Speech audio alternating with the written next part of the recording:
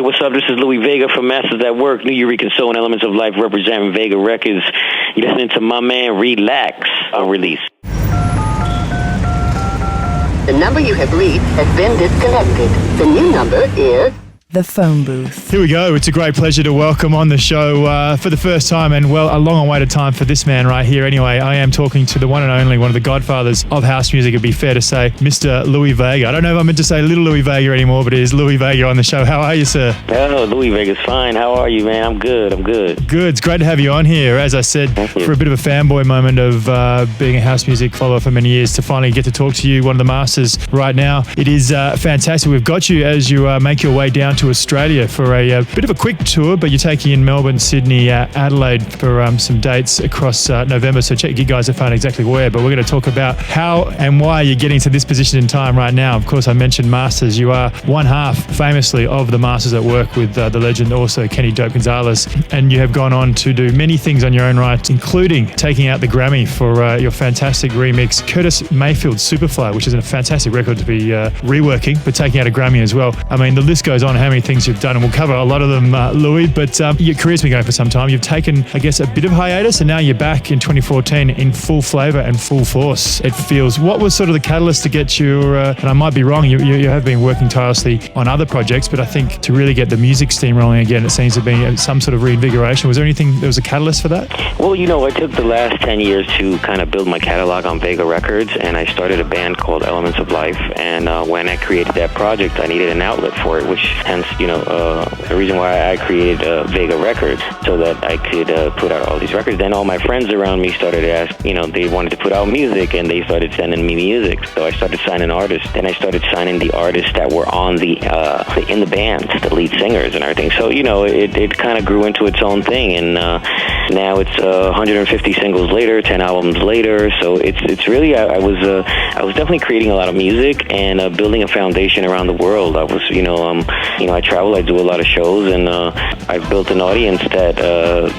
has been very loyal to me and has been following, where I've been playing around the world and following the music. So it kind of went underground, but it was kind of cool because I was able to create my, let's say, own island of music, all these years. So I'm pretty excited now. Everything's been the last, I've been putting albums out with the band, Elements of Life albums. There are 3 that I put out, and we've toured the world, and I went into kind of like another world of doing live performances with the band and conducting my actual whole band. So kind of broke me out into outside of the dance scene and more into like the jazz world and world scene and Latin scenes and electronic festivals, all these different places that we had traveled and stuff. So between those projects and all the artists that I had signed, it just kind of created a whole new world for Vega Records. So I was busy working on all that stuff all these years. Absolutely. I mean, as I said, back then in the early days, such a simple thing we find nowadays to remix would have been such a different process for people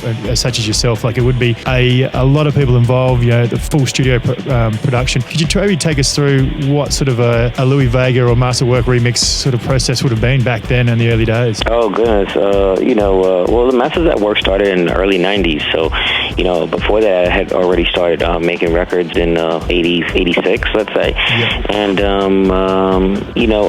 there were remixes before me, you know what I mean? So, the first remix was created, in the mid-70s? Yeah. I believe it was 10% by Double Exposure on South Soul Records, and that's the first 12-inch. So, I would say that's when they first started making long versions of records and giving a lot of DJs the opportunity to lend their talent on how they heard records arranged and played and mixed and sounds brought up and EQ'd in a different way so that it could have a more a better effect in the clubs and everything. So, I came from that school of learning from them. I learned from DJs like Larry Levan and watching my older sisters going to David Mancuso's places and at the Loft and bringing and talking about the music they experienced there and showing me that type of music. It was an underground sound. That whole thing just was a big part of my life, and also being there at the beginning of hip hop. I was there before it was hip hop, and when they were just playing breakbeats, and it was Africa Bambaataa, Jazzy J, Red Alert,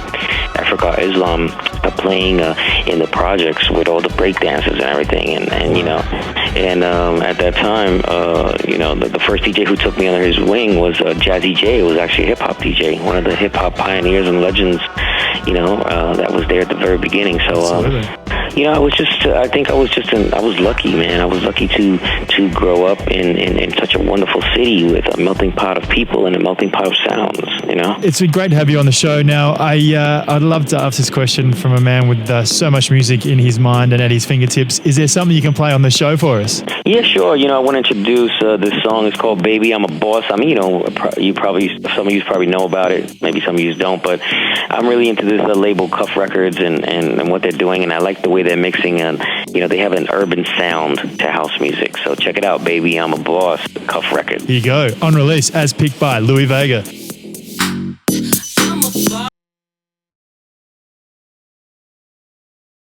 For more, head to djrelax.com.